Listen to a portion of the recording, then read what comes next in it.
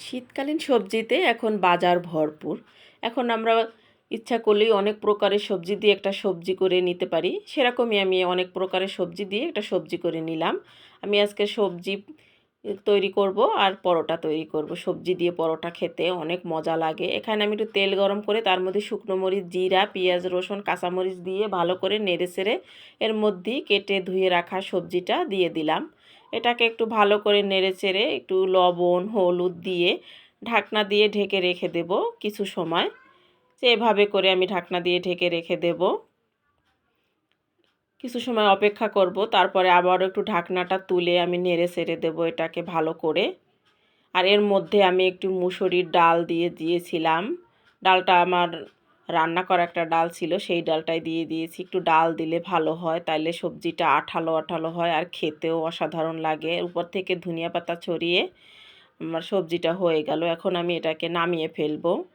আর এরকম করে একটা সবজি রান্না করলে রুটি বা পরোটা বা ভাত যে কোনো কিছুর সাথে খেতেও অনেক মজা লাগে। আপনাদের কার কার কেমন লাগে আমাকে কমেন্ট করে জানাবার। এখানে আমি কিছু ডো করে রেখেছিলাম ময়দা ছেনে, এটা দিয়ে আমি পরোটা তৈরি করে নেব।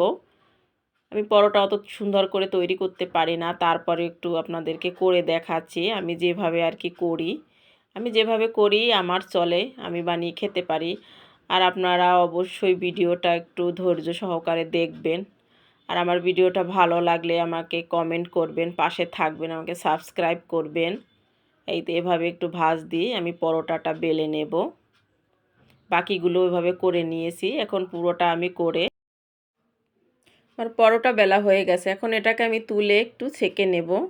আমি চুলায় কড়াই বসিয়েছি, কড়াইয়ের মধ্যে এখন পরোটাটা দিয়ে দেব।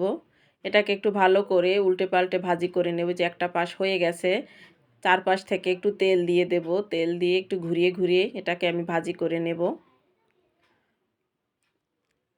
এই যে আমার একটা পাশও হয়ে গেল।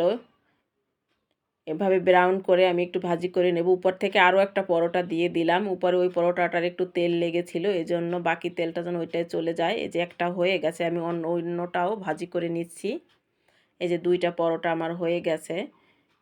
আর আমার ভিডিওটা আপনাদের কেমন লাগছে আপনারা অবশ্যই আমাকে কমেন্ট করে জানাবেন, আমার পাশে থাকবেন। এই তো আমার সবজি পরোটা এখানেই শেষ করলাম। আল্লাহ হাফেজ।